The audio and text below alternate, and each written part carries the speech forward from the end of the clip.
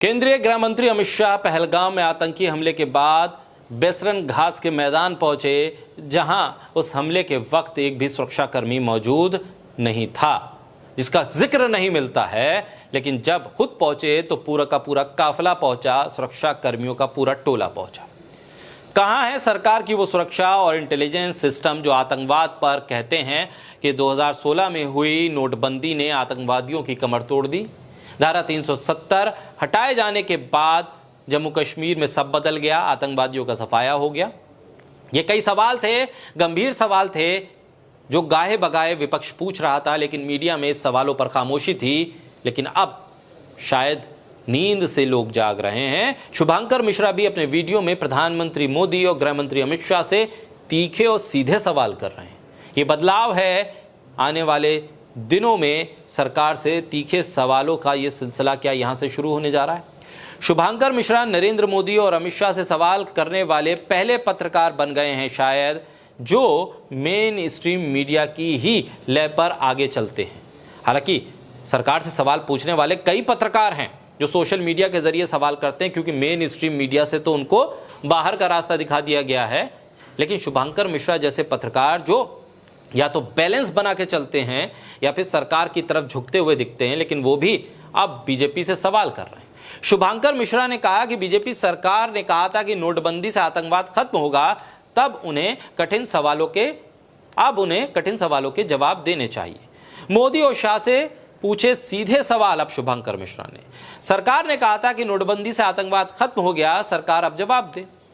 शुभांकर मिश्रा ने कहा कि पिछली बार डोनाल्ड ट्रंप आए तो दिल्ली जली, और अब की बार जब अमेरिकी उपराष्ट्रपति आए तो पहलगाम में आतंकी हमला हुआ, क्या ये संयोग है? शुभांकर मिश्रा कहते हैं लगता तो नहीं है। शुभांकर मिश्रा ने नरेंद्र मोदी और अमित शाह से बहुत तगड़े सवाल पूछे, किसी के पास जवाब है तो शायद आ जाना चाहिए। उधर आतंकियों ने पहलगाम में हत्या की और इधर पोस्टर आना शुरू हो गए सोशल मीडिया पर। यह बताया जाने लगा कि कैसे नारे तैयार होंगे। 4-5 वेरिएशन में पोस्टर बन गए और तुरंत देश भर में उसे ढकेल दिया गया। यह तैयारी है सरकार की पार्टी की तरफ से, जो सरकार सत्ता में है उसकी पार्टी की तरफ से। संवेदना नहीं है, दर्द नहीं है, जवाब नहीं है, लेकिन पोस्टर जरूर है।